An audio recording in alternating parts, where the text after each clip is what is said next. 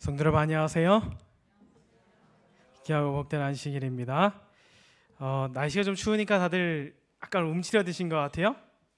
그렇죠? 목소리도 좀 힘이 약해지셨는데 또 이렇게 귀하고 복된 안식일 우리 주님의 사랑과 또 주님 말씀에서 우리 힘을 얻게 되는 한 시간 되시기를 간절히 바랍니다. 오늘 우리가 함께 나눌 말씀은 창세기 12장에 있는 말씀입니다. 창세기 12장에 있는 하나님께서 아브라함을 부르시는 그 사건을 토대로 우리가 함께 어디로 갈지 모르는 당신에게 라는 제목으로 하나님 말씀을 나누려고 합니다. 함께 말씀 보시겠습니다. 창세기 12장 1절부터 3절에 있는 말씀입니다. 여호와께서 아브라함에게 이르시되 너는 너의 고향과 친척과 아버지의 집을 떠나 내가 내게 보여줄 땅으로 가라. 내가 너로 큰 민족을 이루고 내게 복을 주어 내 이름을 창대케 하리니 너는 복이 될지라. 너를 축복하는 자에게는 내가 복을 내리고 너를 저주하는 자에게는 내가 저주하리니 땅의 모든 족속이 너로 말미암아 복을 얻을 것이라 하신지라. 우리가 이제 이게 잘 아는 이야기죠. 하나님께서 아브라함을 부르시는 것. 1절부터 3절의 말씀을 간략하게 요약하고 여러분이 아브라함 입장에서 그냥 평범하게 살아가고 있는 한 글쎄요, 중산층쯤 되었을까요? 아니면 좀 더 높은 꽤 부유한 집안에서 비즈니스도 잘 돌아가고 있는 그런 가정에서 행복하게 살아가고 있는 한 사람의 한번 대보세요. 그 사람의 입장에서 하나님께서 오늘 해주시는 이야기는 간략하게 이야기하자면 여기 있는 거 다 포기하고 다 일단 포기가 아니라 다 정리하고 내가 알려주는 그 땅으로 가라. 거기가 더 좋을 거야. 하나님께서 약속하셨어요. 내가 너로 큰 민족을 이루게 하고 내게 복을 주어. 한마디로 뭐냐면 하나님께서 야 거기가 더 좋은데 어때요? 이사 한번 해보지 않을래? 라고 하나님께서 이야기하시는 것이죠. 그렇게 더 나은 것을 기대하면서 아브라함이 갔습니다. 아브라함의 믿음이 저때 얼마나 있었는지 우리가 다 알 수는 없지만 아브라함은 하나님의 말씀을 신뢰할 만큼 하나님을 믿기는 했어요. 하지만 여전히 아브라함도 마음속에 무엇이 있을까요? 이거 아브라함이 하나님께 구한 것도 아니에요? 하나님이 먼저 오셔서 약속해 주셨잖아요. 거기 가면 더 행복하고 더 잘 살게 될 거야. 우리가 다 그거 기대하고 사실 고국을 떠나서 이렇게 오지 않습니까? 그게 솔직한 우리의 마음이죠. 만약에 호주에 가면 더 고생할 거야. 너의 삶은 더 비참해질 거야. 하나님께서 그렇게 말씀하셨다라면 이게 그래도 오셨을 것 같아요? 아니겠죠. 우리는 다 무언가 더 나아질 것을 기대합니다. 그렇죠? 아브라함도 마찬가지예요. 하나님께서 그렇게 말씀하셨어요. 더 나아질 거야. 너가 지금은 아들도 없지만 거기 가면 아들도 생기고 자녀도 생기고 자손도 번창하고 땅도 생기고 막 하나님께서 쫙 이야기를 해주셨어요. 근데 그렇게 말씀하시고 나서 아브라함은 그 말씀을 믿었습니다. 그리고 나서 하나님 말씀대로 자기의 모든 것들을 정리하죠. 사업들을 정리하고 재산들을 정리해서 현금화할 수 있는 거는 현금화시키고 다 하고 그 땅을 떠나갑니다. 말 그대로 이민 오는 거예요. 우리처럼 말이죠. 이민길을 떠나게 됩니다. 그리고 마침내 그곳에 도착하죠. 계속해서 말씀을 보면요, 4절에서부터 6절 말씀입니다. 성경절이 잘못 나와 있네요. 이에 아브라함이 여호와의 말씀을 따라갔고 롯도 그와 함께 갔으며 아브라함이 하란을 떠날 때에 75세였더라. 아브라함이 하나님의 말씀을 따라갔습니다. 이것을 하나님께서 믿음으로 보셨죠. 근데 아마 꽤 기대가 있었나 봐요. 조카 롯도 삼촌이랑 같이 가기로 합니다. 이제 가족이 가는 거예요. 그렇죠? 혼자 가는 게 자기만 가는 게 아니라 또 친척들과 함께 가게 되는 것이죠. 그때 아브라함이 75세였다고 성경은 이야기합니다. 계속해서 말씀을 보면 아브라함이 그의 아내 사레와 조카 롯과 하란에서 모은 모든 소유와 얻은 사람들을 이끌고 가나안 땅으로 가려고 떠나서 마침내 가나안 땅에 들어갔더라. 아브라함이 그 땅을 지나 세겜 땅 모레상수리 나무에 이르니 그때에 가나안 사람이 그 땅에 거주하였더라. 아브라함이 처음 떠날 때 아무리 이렇게 하나님께서 좋은 것들을 약속하셨지만 사실 쉽진 않았을 거예요. 그렇죠? 아브람 나이가 75세입니다. 여기 계신 75세 어르신들 중에서 또 다른 나라로 이민을 계획하신다면 그렇게 원치 않으실 거라고 생각해요.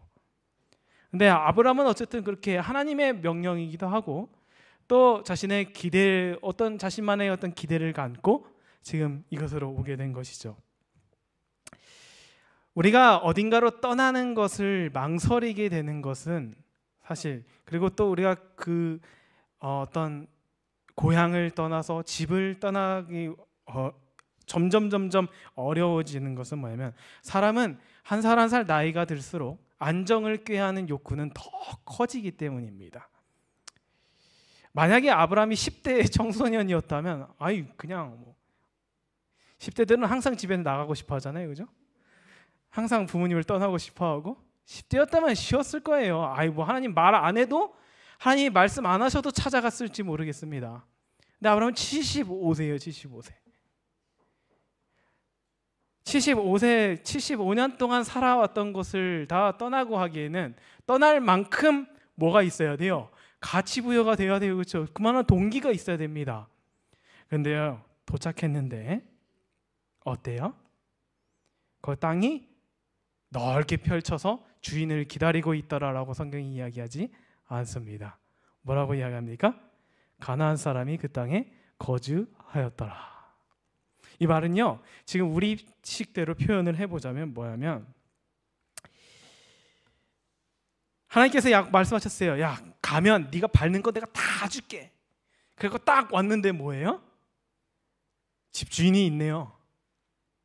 전 재산 다 처분하고 정리하고 와갖고 이제 여기서 살아야지 하고 딱 왔는데 뭐 어때요? 거기에 주인이 있는 것이에요.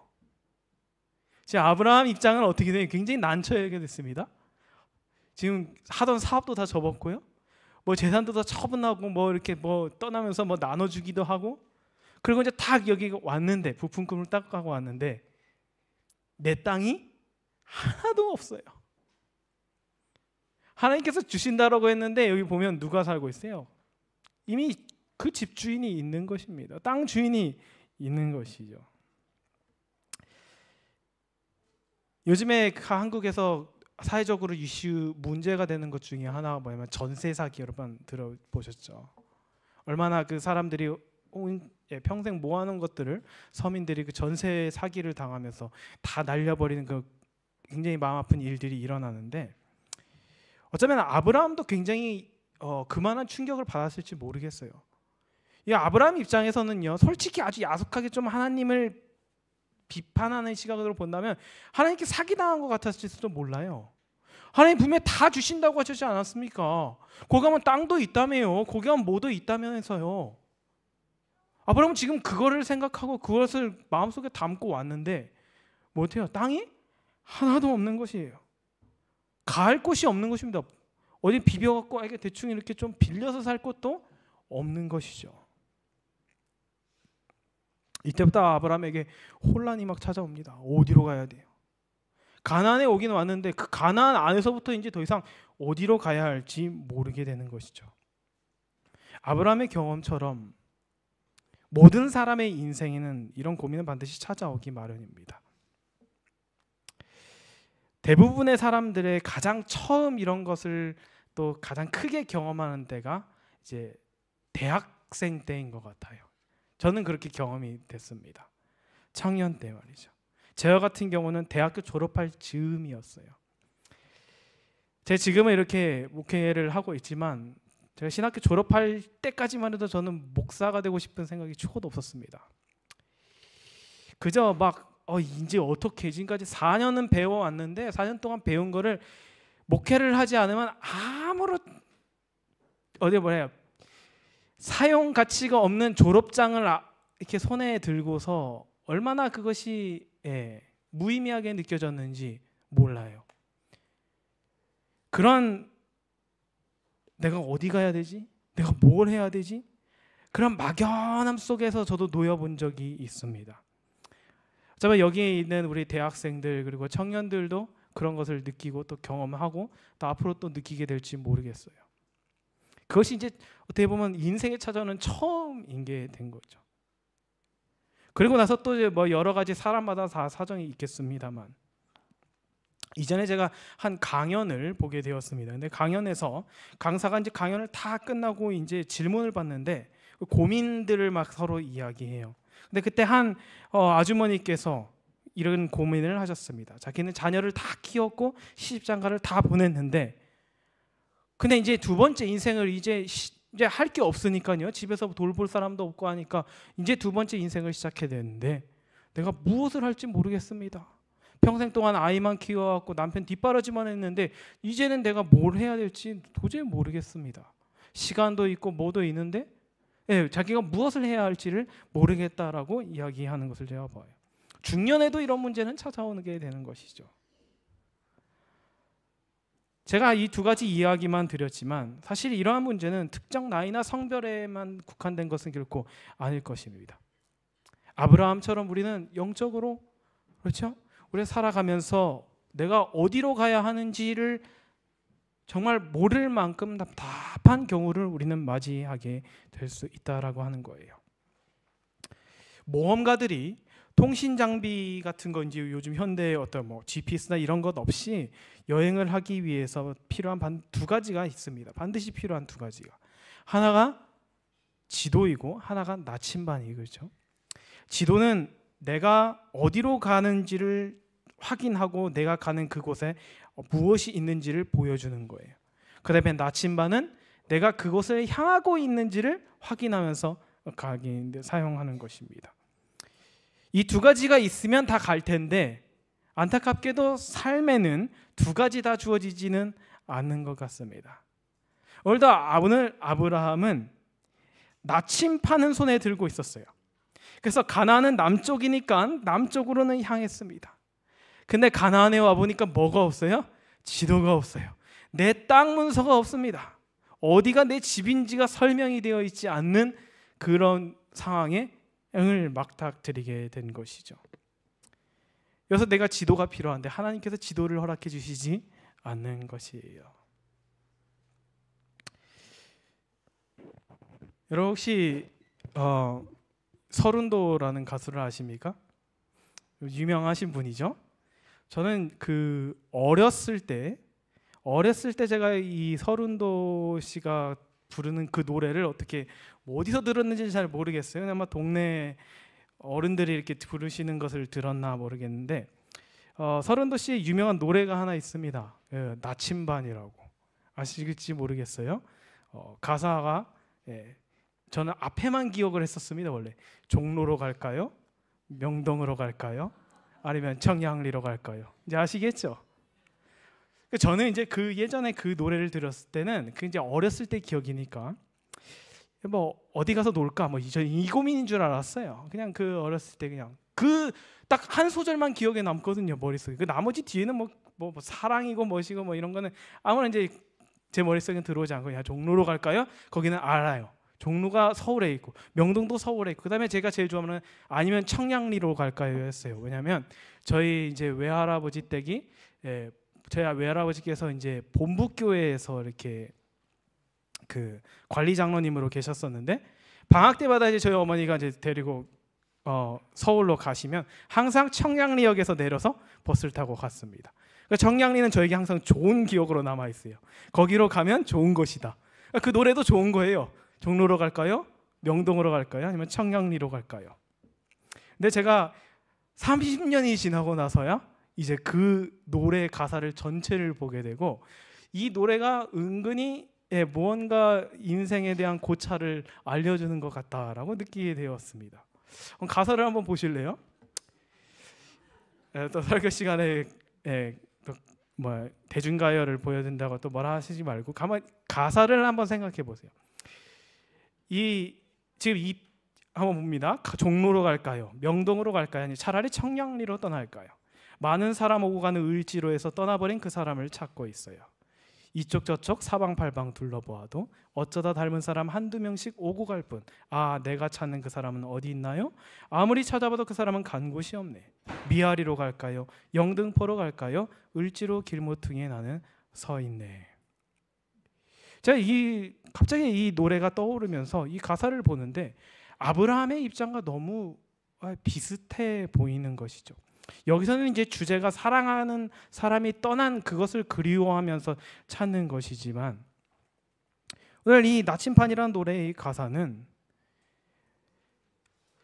나침반이 있다라고 해서 인생의 답을 다 찾을 수 없다라는 것을 분명히 이야기해 줍니다. 내가 어디로 갈지를 확인하는 과정에서는 나침반이 유용할지도 모르지만, 오늘 이 아브라함은 마치 이 노래의 주인공처럼 을지로 길 모퉁이에 서 있는 이 남자처럼 갈 곳을 잃어요. 내 집이 어딘지를 모르거든요. 종로로 갈까요? 명동으로 갈까요? 미아리로 갈까요? 영등포로 갈까요? 어디를 가도 뭐예요? 확신할 수 없어서 지금 어디에만 있습니까? 아직도 이 노래를 부르고 있는 을지로 길모퉁이에 가만히 서서 어디로 가야 할지를 전혀 알지 못하는 그런 상황 속에 있는 아브라함의 모습과 이 노래가 참 이렇게 좀 이렇게 뭔가 연결이 이렇게 되더라고요. 나침반에 손이 있으면 뭐 합니까? 어디로 가야 돼요? 저 노래로 대답을 한다면 어디로 가야 합니까? 답을 못 찾을 수 없죠. 그러니까 저 노래의 주인공은 노래를 부르고 있는 그곳에 가만히 서서 기다릴 수밖에 없는 거예요. 이것이 사람의 모습이고 이것이 아브라함의 모습이었습니다. 그때 그렇게 을지로 길모퉁이에 서 있는 것처럼 그렇게 외롭게 아무 어쩔 줄 몰라 하고 아브라함이 있을 때 하나님께서 그에게 나타나셔요. 그래서 뭐라 이야기하시냐면 여호와께서 아브라함에게 나타나 이르시되 내가 이 땅을 네 자손에게 주리라. 저는 이 말씀이 여기서 아멘 하면 굉장하신 분이라고 생각합니다. 왜냐하면 지금 이 말은요 아브라함에겐 뒤집어질 일이에요. 분명히 떠날 때는 누구한테 준다고 하셨어요? 너에게 주리라 라고 이야기하셨는데 여기 오니까 뭐 누구에게 주신대요? 네 자손에게 주리라. 아니 하나님이 어떻게 이러실 수 있나요? 나에게 주신다며 하나님. 그 나침반을 들고 어디로 가야 할지도 모르고 있는 그 헤매고 있는 그 사람에게 하나님께서 나타나셔서 하는 말이 미안해. 너가 가질 땅은 없어. 네 자손은 이 땅을 얻게 될 거야 하나님께서 이야기하시는 것이죠. 그 답답한 마음을 안고 그 답답한 마음이 들었을 때 아브라함이 할 수 있었던 선택은 딱 하나밖에 없었습니다. 그건 무엇이냐면 하나님을 위해서 못해요? 제단을 쌓아요. 제단을 쌓습니다. 이것이 성경에 등장하는 첫 번째 아브라함이 쌓은 제단의 모습이에요. 아무것도 확정되지 않았고 아직도 어디로 가야 할지 모르는 그 상황 속에서 아브라함은 하나님께 제단을 쌓습니다. 우리가 제단을 언제 쌓게 되냐면 사람은 가장 절박할 때 하나님 앞에 나아가요. 그렇죠? 절박할 때 기도를 하게 됩니다. 하나님께서 그래서 우리를 계속 절박한 상황으로 인도하셔요. 그래야지 아브라함이 지금 제단을 쌓고 주님 앞에 무릎을 꿇고 주님 앞에 뜻을 묻는 것입니다. 오늘 우리 말씀을 통하여 하나님께서 오늘 우리에게 주시는 말씀은 여러분 어디로 가야 할지 모를 때 내가 어떻게 해야 할지 모를 때 우리 삶에 그런 것이 분명히 있습니다. 그때 제단을 쌓으십시오. 꼭 제단을 쌓으시기 바랍니다. 이 제단을 쌓는 것은 모든 것의 답을 주시는 하나님을 만나는 첫 번째 과정입니다. 이거를 못해요. 우리는 지금 뭐 해야 돼? 아브라함 빨리 부동산 찾아갖고 매물이라도 나온 거 있는지 없는지 그거 확인해야 돼요. 그것이 사람의 모습이고 그것이 우리가 살아가는 모습입니다. 근데 하나님께서는 아브라함은 무엇을 선택하냐면 하나님께 제단을 쌓는 것을 선택했어요. 되게 쓸데없는 시간을 보내는 것입니다. 굉장히 가치 있지만 아무런 도움이 될 것 같지 않은 행동이에요. 이것은 그것이 믿음의 행위입니다. 앞길이 막막하고 내가 어디로 나아가야 할지 모를 때 하나님께서는 무엇을 찾으라라고 이야기하시는 것이 아니라 나에게 오라라고 이야기하셔요. 그 나에게 오는 시간이 얼마가 될지 우리는 모릅니다. 어떤 문제는 그것이 수십 년이 될 수도 있고 어떤 거는 아주 짧게 이루어질 수도 있지만 어쨌든 하나님 앞에 나와서 뭐 해야 돼요? 제단을 쌓아라라고 이야기해요. 그것이 우리가 자녀들을 학교에 보내기 전에, 대학생들이 학교를 졸업하기 전에, 취업하기 전에, 결혼하기 전에, 자녀를 갖기 전에, 이 세상에서 우리가 중요하다고 생각하는 모든 것들을 우리가 이루기 전에 해야 할 일이 바로 제단을 쌓는 것이라는 것입니다. 그러면 하나님께서 인도하신다라는 것이에요. 그것을 우리가 믿음이라고 이야기합니다. 제가 이것을 한번 경험한 적이 있었습니다. 제가 대학교를 졸업하고 나서 어찌할 줄을 몰랐어요. 저도 사실 이렇게 막 목회를 막 하고 싶지도 않고, 근데 제가 또 부모님께도 약속했어요. 아버지, 제가 1년은 봉사해 보겠습니다. 뭐 이런 막 마음에도 없는 소리를 막 짓거리고 나서 어디로 가야 되지 이러고 있을 때 굉장히 뜻밖의 분을 알게 되어갖고 제가 이제 호주로 이렇게 오게 된 거예요. 오게 돼서 또 저희 교회는 올 생각도 없었죠. 뭐 있는지도 몰랐고 저는 호주에 대해서 아무것도 몰랐으니까요. 이제 와갖고 어쩌다가 보니까 우리 교우님들을 만나게 됐고, 그래서 우리 교회의 일원이 되게 이렇게 된 것입니다. 근데 그 모든 그 과정을 제가 다 설명해 드릴 수는 없지만 그 과정에 제가 반드시 꼭 해드리고 싶은 말씀은 그 과정에 항상 제단을 쌓는 과정을 하나님께서 하도록 만드셨다는 거예요. 그거를 안 하면 그 다음 것을 보여주시지 않더라고요. 근데 그 제단을 쌓을 때까지가 얼마나 힘들고 괴로운지요. 왜냐하면 너무나 절박해갖고 다 갖다 버리고 다 포기하고 떠나고 싶을 만큼 절박해졌을 때 하나님께서 제단을 쌓도록 하시더라고요. 그럼 그때 이제 할 게 없어. 도저히 이제 아무것도 안 남아요. 이제 내 손에, 내 마음에 남은 것도 아무것도 없습니다. 딱 하나 남는 거, 하나님 앞에 나아가는 것 하나 남았을 때 하나님께서 그 제단을 쌓을 때 그 길을 여시는 것을 제가 몇 차례 경험하게 되었습니다. 이것은 분명한 원칙입니다. 가나안에서 하나님의 백성으로 살아가는 모든 사람들에게 적용되는 법칙이에요. 그러니까 괴롭고 힘들어도, 때로는 기다리는 것이 힘들더라도 그럴 때일수록 여러분 우리는 제단 쌓는데 훨씬 더 우리는 집중하고 거기에 모든 것을 쏟아 부어야 합니다. 여러분 그것이 주님께서 우리를 위하여 길을 여시는 방법이기 때문이라는 것이죠. 하나님이 왜 이렇게 어려운 것을 요구하셨을까요? 성경에 보면요, 12장 8절 9절에 보면 이 아브라함이 하나님께 이런 이야기를 듣고 나서 아직도 하나님이 알려주시질 않았어요. 그래서 이번에는 그냥 이렇게 딱 보다가 저기 베델로 동쪽으로 가볼까 해서 베델로 갑니다. 거기서 장막을 치고 있으니까 서쪽은 베델이고 동쪽은 아이예요. 여기 가야 돼, 저기 가야 돼. 둘 중에 하나 골라야 하는 상황인 것이죠. 근데 그곳에서도 또 하나님께 제단을 쌓습니다. 근데 거기서 또 하나님의 이름을 불러요.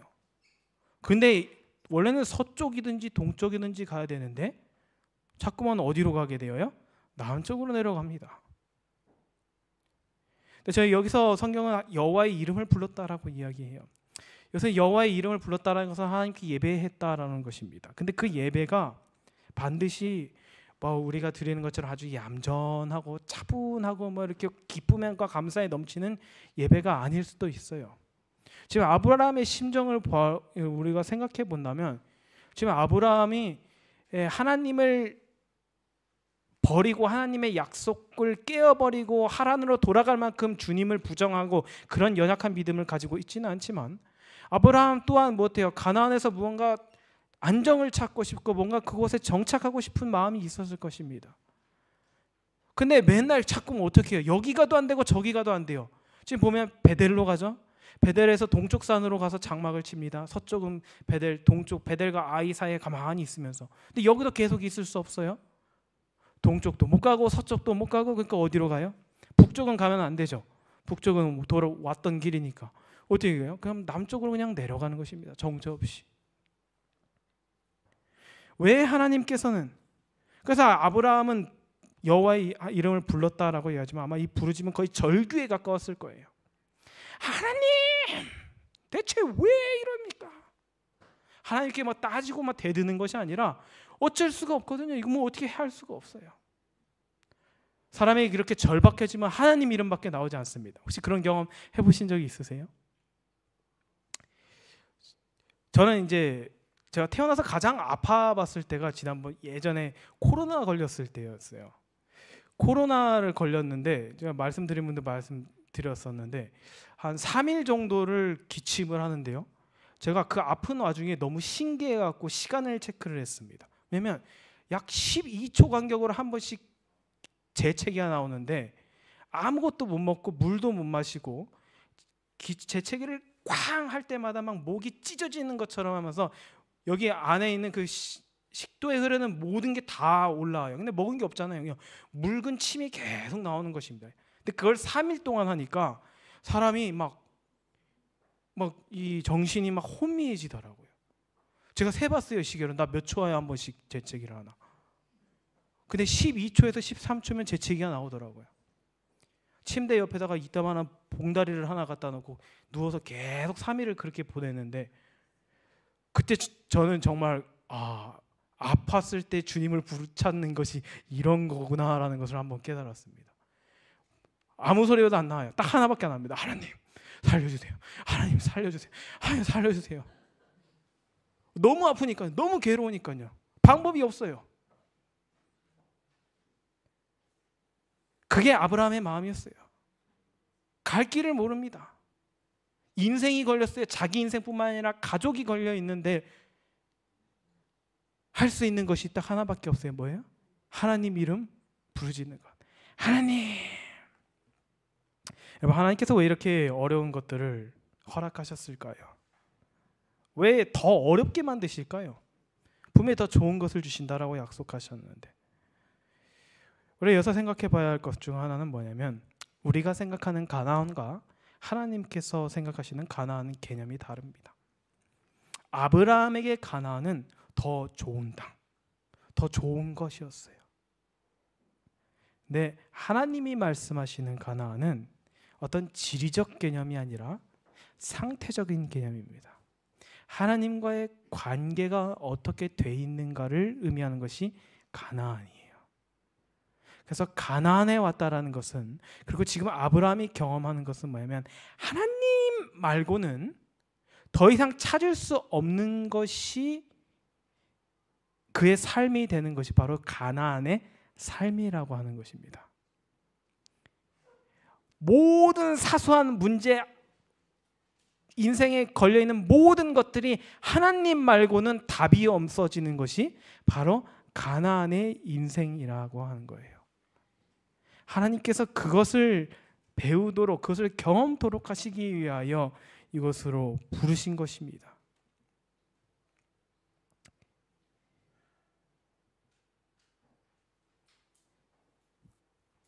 성경절이 잘못 나왔네요. 신명기 32장에 있는 말씀입니다.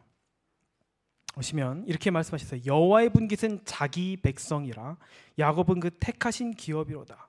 여호와께서 그를 황무지에서 짐승의 부르짖는 광야에서 만나시고 호위하시며 보호하시며 자기 눈동자같이 지키셨도다.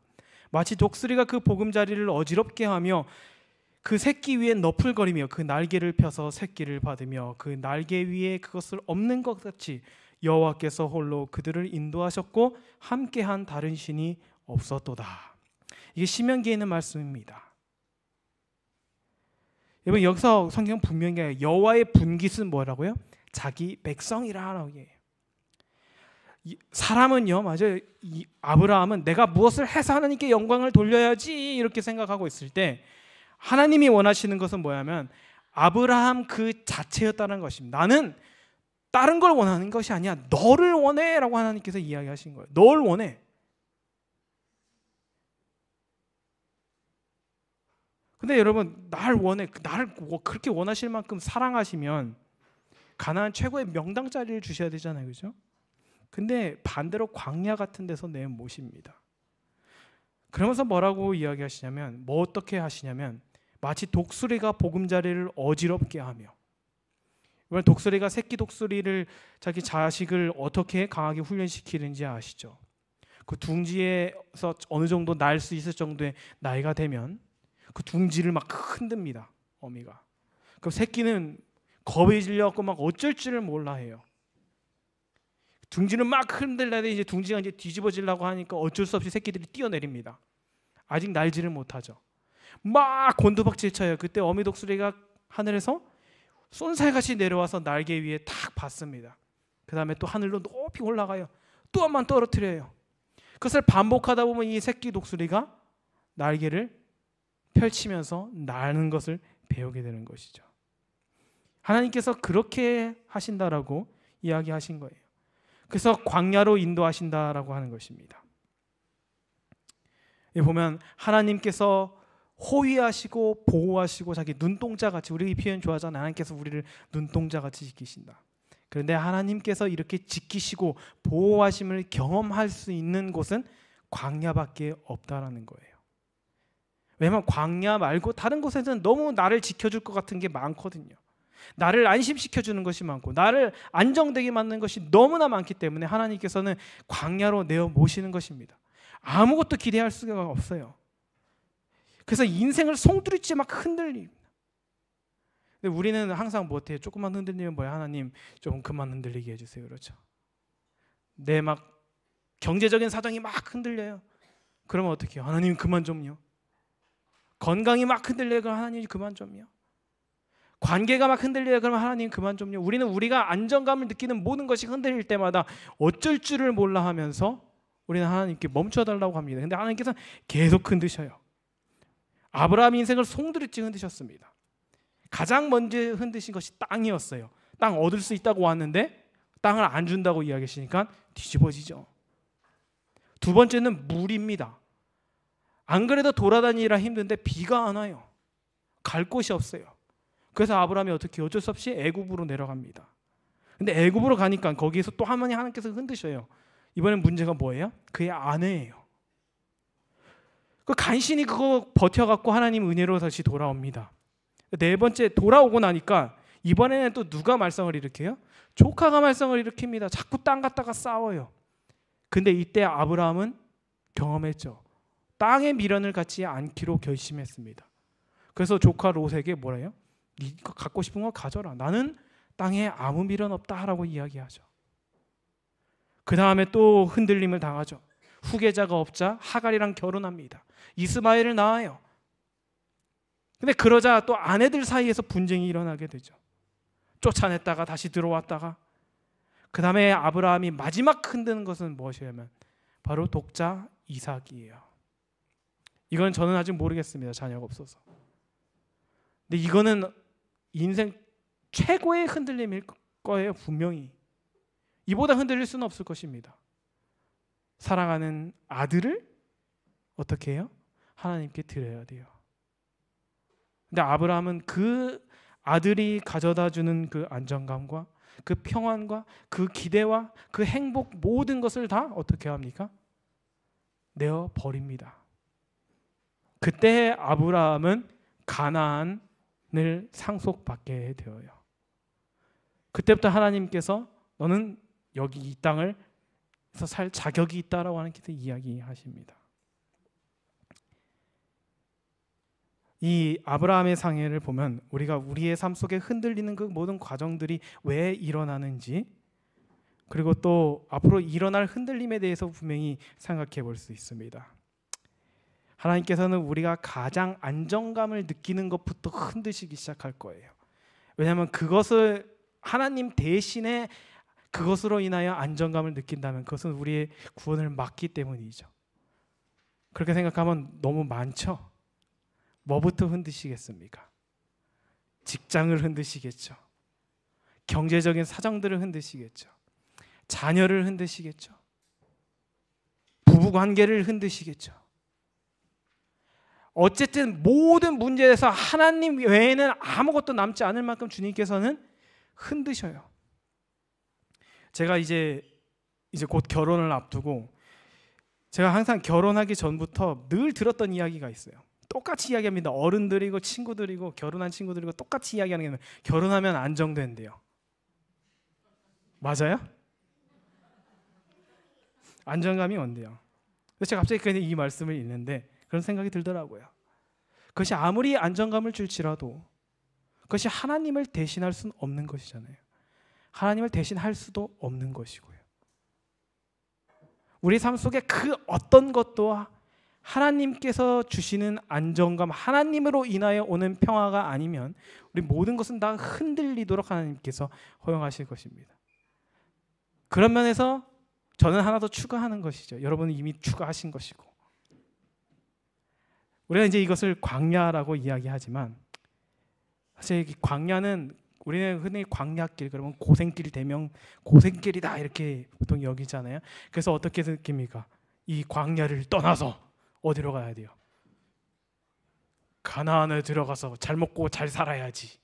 이게 보통 사람들이 가지고 있는 심리예요, 그렇죠? 이 광야 같은 세상 어떻게든지 견디고 버텨갖고 저 하늘에 가면 나 편하게 살고 싶다라는 마음이 우리 마음속에 혹시 있을 수 있을지도 모르겠습니다. 하지만 오늘 말씀을 정리하자면, 여러분, 가나안은 어떤 사람들이 상속되고 어떤 사람들이 살게 되냐면, 가나안은 젖과 꿀이 흐르는 땅이에요. 물이 넘치는 땅입니다. 그곳에서 많은 자녀들을 하나님께서 주셔요. 근데 그렇게 살면서도 어떻게 살아야 되냐면 광야에서처럼 살아가는 것이, 그런 사람들이 가나안을 상속받게 된다는 것입니다.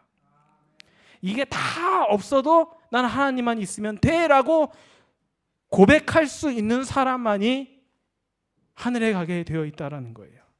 그래서 광야에서 살다가 가나안 가면 이렇게 살아야지가 아니라 광야에서 살던 대로 가나안에서도 사는 것입니다. 광야에서 살아가는 것처럼 하늘에서도 살아가는 것이에요. 여기서도 하나님 없으면 안 되고 거기서도 하나님 없으면 안 되는 것입니다. 그것이 가나안의 참된 의미이고, 그것이 아브라함을 부르셨고 아브라함에 허락하신 그 흔들림의 참된 의미이고, 갈 길을 전혀 알지 못하는 우리에게 하나님께서 제시하시는 유일한 답이 된다라고 하는 것입니다. 어디로 갈지 모르겠다라고 한다면 여러분 축하드립니다.